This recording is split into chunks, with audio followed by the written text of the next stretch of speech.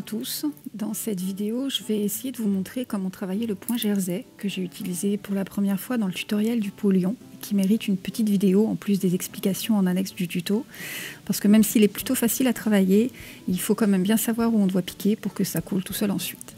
Donc pour ceux qui n'ont jamais entendu parler du point jersey, c'est un point qui, comme son nom l'indique, imite le jersey du tricot. Donc voilà le rendu qu'on obtient quand on crochette avec ce point.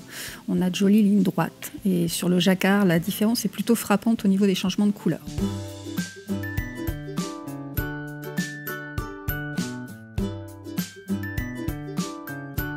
Alors pour obtenir ce point, au lieu de travailler en passant son crochet sous les deux brins d'une maille comme on le fait habituellement, on va aller piquer au cœur même de la maille, c'est-à-dire au milieu du V que vous voyez ici.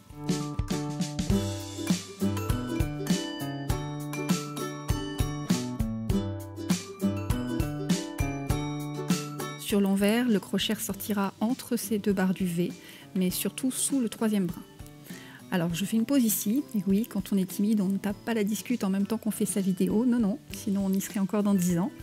Donc petite pause pour spécifier un petit point important, c'est un point qui est plutôt simple à travailler en temps normal, c'est-à-dire quand on fait des sacs ou des vêtements. Mais quand on travaille des amigurumi, nous on a besoin de serrer. Et une autre particularité du point jersey, c'est qu'il resserre naturellement le travail. Donc il va falloir se détendre un peu, on évite le café, les enfants, les infos, on se fait une petite verveine avant d'attaquer et on cherche la bonne tension pour le travailler. N'ayez pas peur de faire un premier rond pour rien, histoire de vous familiariser avec le point et de voir ensuite comment gérer cette partie-là. Voilà.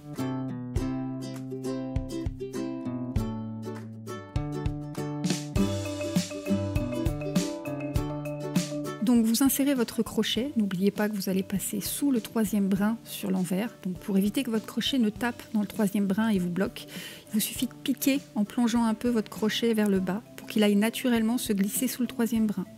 Quand vous revenez à travers la maille, pareil, ne tirez pas droit vers vous mais légèrement en biais. Comme on travaille serré, ce sont des petites astuces que je vous donne pour pas trop vous battre, mais vous trouverez ensuite rapidement votre coup de poignet à vous au fur et à mesure.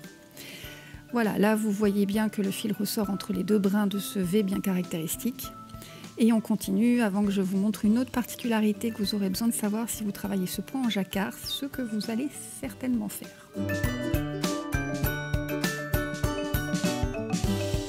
Donc voilà, entre temps j'ai rajouté une couleur, fait un rond blanc en emprisonnant le blanc une maille sur 3 environ. Car c'est pour éviter que votre pièce soit trop rigide. Petite astuce au passage. Et maintenant, on va voir ce qui se passe quand on travaille en jacquard avec le fil du rond précédent qui est derrière. On insère, on passe sous le troisième brin, et voilà ce qui se passe sur l'envers. Votre crochet passe sous le fil de l'autre couleur du rond précédent.